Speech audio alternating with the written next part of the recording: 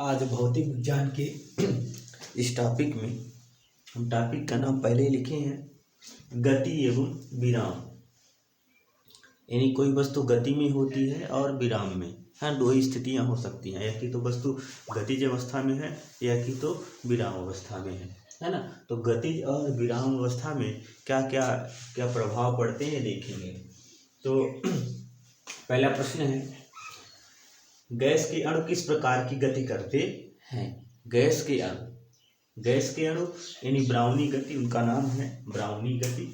और इस गति को टेढ़ी मेढ़ी गति भी कहते हैं। गैस के अणु क्या होते हैं कि टेढ़ी मेढ़ी गति करते रहते हैं। एक सिलेंडर में यदि गैस भरा हुआ हो वह टेढ़ा मेढ़ा गति करेगा, उसकी कोई निश्चित चाल नहीं होती है ना। इस प्रकार से गैस के अणुओं की गति क्या हो जाएगी, ब्राउनी गति या टेढ़ी मेढ़ी गति। दूसरा प्रश्न है, यदि किसी पिंड का त्वरण शून्य है तो उसकी गति होगी। यदि किसी पिंड का त्वरण शून्य है, त्वरण क्या होता है, वेग में परिवर्तन की दर को त्वरण कहते हैं। तो यदि उसका त्वरण यदि शून्य होगा तो सरल रेखीय गति होगी। सरल रेखीय गति नहीं, समान गति, उसमें उसके वेग में कोई परिवर्तन नहीं हो रहा, इसीलिए त्वरण क्या है, शून्य है और सरल रेखीय गति होगी।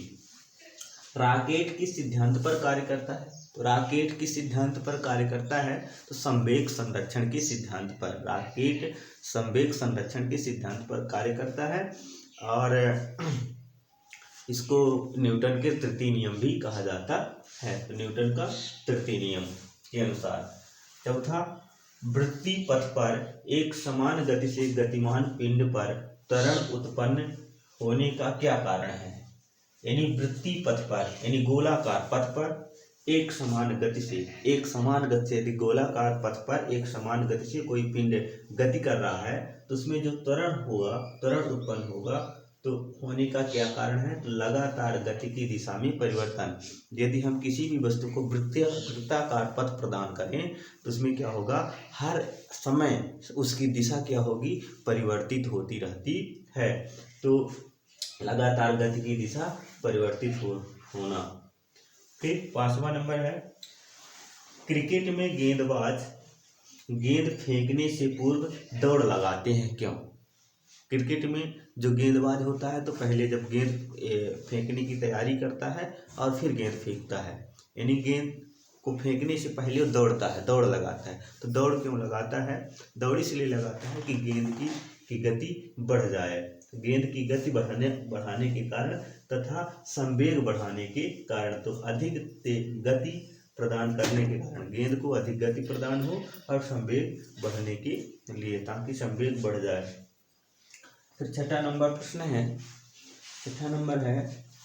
एक ट्रेन जैसे ही चलना प्रारंभ करती है तो बैठे हुए यात्री पीछे की ओर झुक जाते हैं। एक ट्रेन यदि स्टार्ट होती है चलना, तो जैसे ही चलना स्टार्ट होती है उसमें जो यात्री बैठे हुए होते हैं तो पीछे की ओर झुक जाते हैं, और इसी का उल्टा यदि रुक जाए तो आगे की ओर झुक जाते हैं, है ना।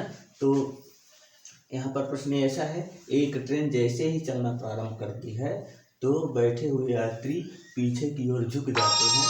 यह क्यों होता है, जड़त्व के कारण। फिर 7वां नंबर प्रश्न है, पेड़ की डालियों को हिलाने से फल नीचे क्यों गिर पड़ते हैं। जब पेड़ की डालियों को हिलाया जाता है तो हिलाने पर उसमें जो लगे हुए फल होते हैं तो नीचे की ओर गिर जाते हैं, क्यों, इसका क्या कारण है, तो जड़त्व के कारण ऐसा होता है। जड़त्व के कारण पेड़ पर लगे फल हिलाने से नीचे गिर जाते हैं। जड़त्व का नियम किसने दिया था, तो जड़त्व का नियम किसने दिया था, न्यूटन ने दिया था। जड़त्व का नियम न्यूटन ने दिया था और इस जड़त्व के नियम को न्यूटन का प्रथम नियम भी कहा जाता है।